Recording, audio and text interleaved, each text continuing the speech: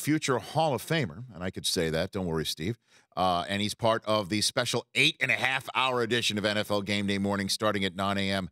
on NFL Network, a man who I covered in his first Super Bowl with the Carolina Panthers. It was our first Super Bowl ever with the NFL Network. Good to see you, Steve Smith. How you doing? Good to see you. Yes, JB. Are you sure it's 4 years? Yeah. Was it 5? When was the first one you did? Let's add it up now. Let's go back now. Okay, let's go back. We did Phoenix. Right? You're in Phoenix. I was in Phoenix. Okay, that's right. So this is 5th. This is 5. Why do I keep saying 4? Do the math, baby. It's 5. So you did the Super Bowl. Yeah. I rode the horse. Remember I rode the horse? That's right. You did ride the horse. By the way, that's not a metaphor for anything. It literally was a horse. It was a horse on set. I rode the horse onto the set. That's right. I don't play around, baby. Come on now. Seattle with those boots. Damn. Yeah, I had a different color on. I had these boots on exactly. I got 50 pair of boots. This is only one pair.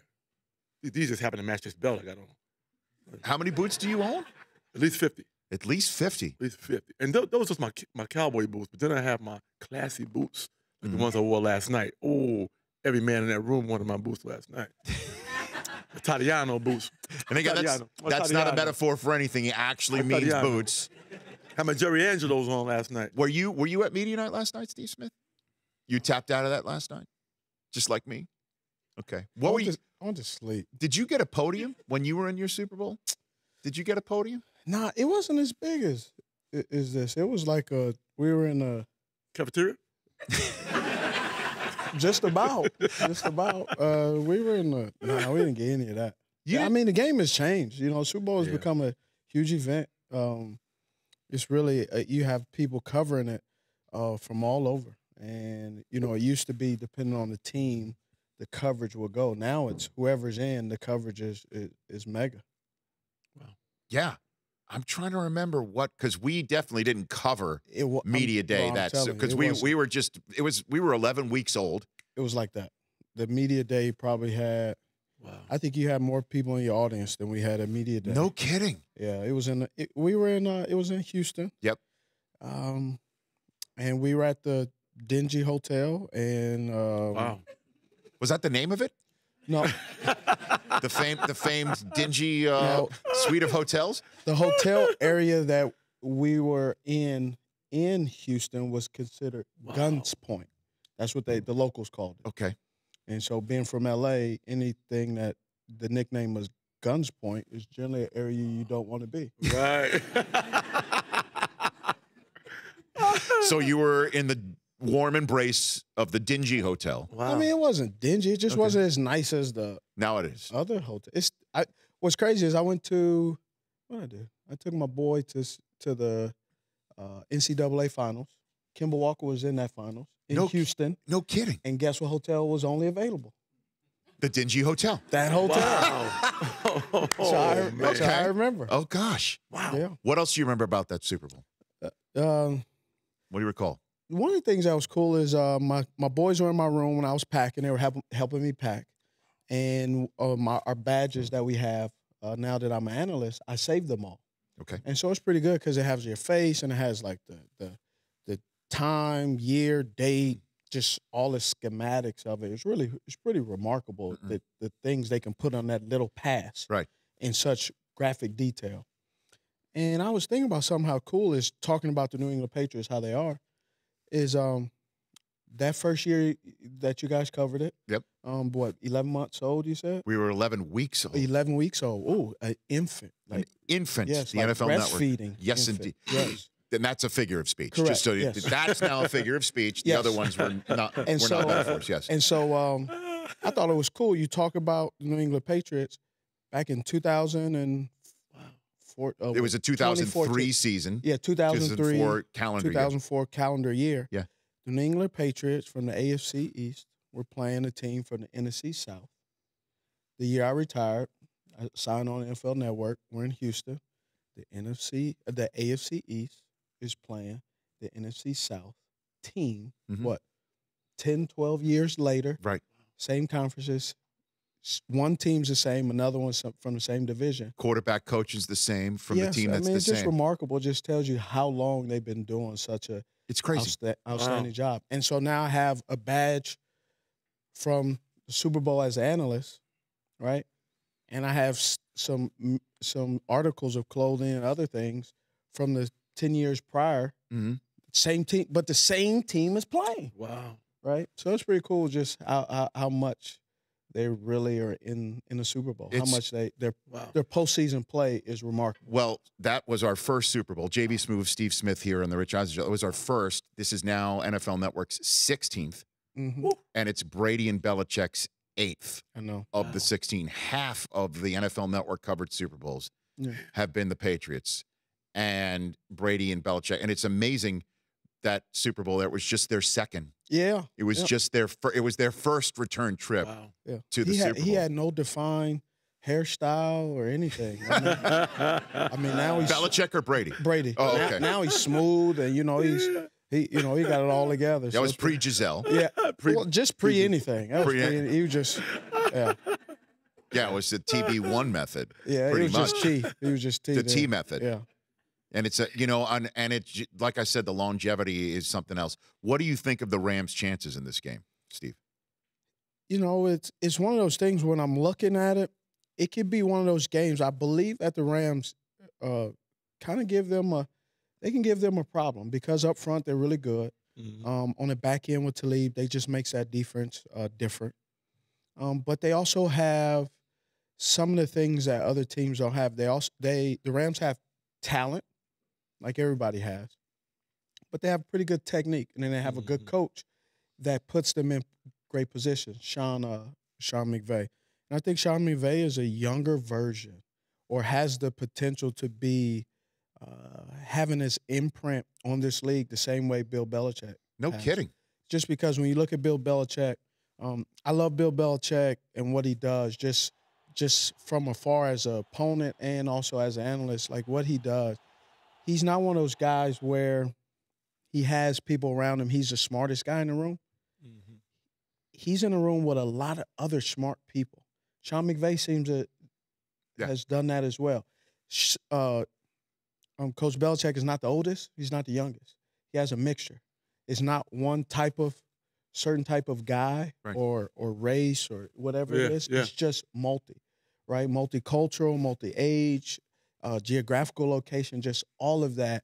And you look at Sean, it's the same exact thing. When I really think about Bill Belichick, he's up there, I said, with the Mount Rushmore of coaches. He has just changed the game of football. And what do you say? Currently, right now, Bill Belichick is that guy who, when you go on his team, just greatness happens, right? With Tom Brady, the Tom Brady effect, Bill Belichick, what's chicken or the egg, right? It doesn't matter. It's a root beer float, right? Root beer is awesome. Vanilla ice cream is good, but we put them together. Man, that thing is delicious. Right? So you have that. And then you have who's another guy? You talk about Vince Lombardi, right? What he's done, Tom Flores. Then you go to Bill Walsh, right? Chuck Noll.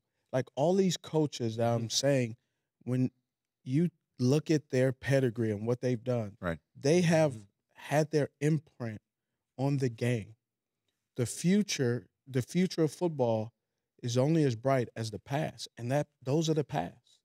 And so that's who is really Bill Belichick is really in, and I think Sean McVay has that opportunity to be that next guy. At age 33 in his first Super Bowl, and he just turned 33 also. Steve Smith here along with JB Smoove to his left on the Rich Eisen Show. So I think we've covered this before, and if we have, then I apologize for asking again. Did you have a chance to play for the Patriots and Belichick? Yeah, I did. It's a long story. Well, what happened? Did you? It just didn't work out, or did you meet with Bill? Or no, well, first of all, I got a call from William Belichick on my phone. I'm like, who's this? That's what the call screen. That's what it came up as. William Belichick. Yes. And so I said, you had that. Like, everybody's had that answer the call, and you're not in trouble. Well, first of all, you're a grown man. So right. But your answer, hello? And I'm in the airport, and so, I'm in the airport heading to Baltimore, and I'm incognito. I got sunglasses on, my hat, and I have my hood on. Hello? Hey, Steve, it's Bill. And I'm like, this says William. And so he's talking to me, and we had a conversation. And he knew I was going to Baltimore. Had you already verbally committed or dotted line signed? Or To what, Baltimore? Yes. Well, Baltimore, this is age, but they faxed over an offer sheet. Sure. And three or four teams faxed over an offer sheet, which is what I knew I was getting on the plane for nothing less than this. Yes. So that was good. Right. And so we talked, and Right. what was interesting is I had to go back because my oldest son was on a recruiting trip. It was a unofficial recruiting trip to Northern Illinois soccer team. So I had to go catch a flight to take him because I was already committed. And so I told him we'll go after that. But Baltimore was a nice place, and I really enjoyed what they offered me. And, people say, well, why would you not go to New England when Super Bowl and all that stuff? Honestly, what had transpired and where I was at, I just wanted to just kind of go on my gut. And one of the things that, that Coach Harbaugh had told me, which was cool, is that he said, if you can't be yourself, and at the time he said it, it just connected the dots for me. I was like, man, I want to be here. He said, if you can't be yourself, we don't want you here. We only want you to be yourself. Mm-hmm. And obviously, when you get removed from somewhere for being yourself, right.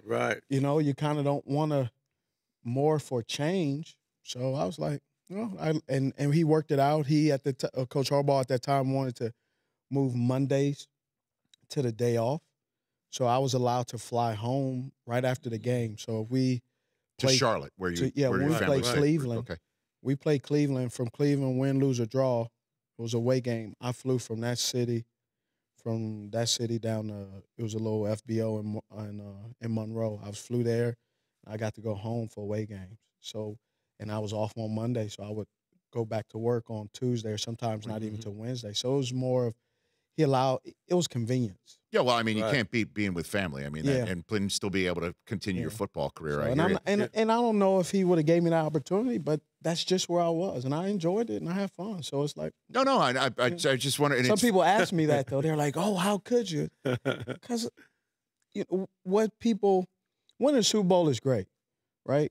Haven't won it, been there, gotten close, but at the same time, man, you win a Super Bowl, lose Super Bowl, the cable bill is still due. Right?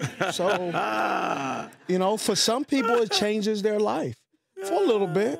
You still got bills, you get other perks, but after a while, those perks go away and they go on to the next Super Bowl champ. So, yeah, nothing can beat being home, and having daddy there and looking kids in the face. Yes, and it's interesting when you look down at your call waiting and saw William Belichick. I was doing the combine, as I always do for the NFL Network last year, and, run my 40-yard dash on behalf of St. Jude and for Run Rich Run. And I'm doing the combine. Mike Mayock, now the general manager of the Raiders, to my right. And I'm looking down at the field, and then all of a sudden, coming from my left shoulder, slapped down right in front of me on my notes was a check, a very nice check, written out to St. Jude. And I'm like, what is this? And who is this? And I look at the top of the check, and it says William Belichick on it. And first thought was like, who is William Belichick? And I look up and see over my shoulder and see the big smiling face of Bill Belichick, who came in to drop a check for St. Jude. Which is another side of him that very rarely seen. He is I tell you, he is as a player, as an opponent, you really didn't like him, right? You always kind of knew you had to be on your A game playing him. He wasn't going to talk to you. He was rarely going to talk to you. But man, just as an analyst now watching it, it makes it easy for me. Like when I'm watching their games, there are so many things that I see and notice and pay attention to.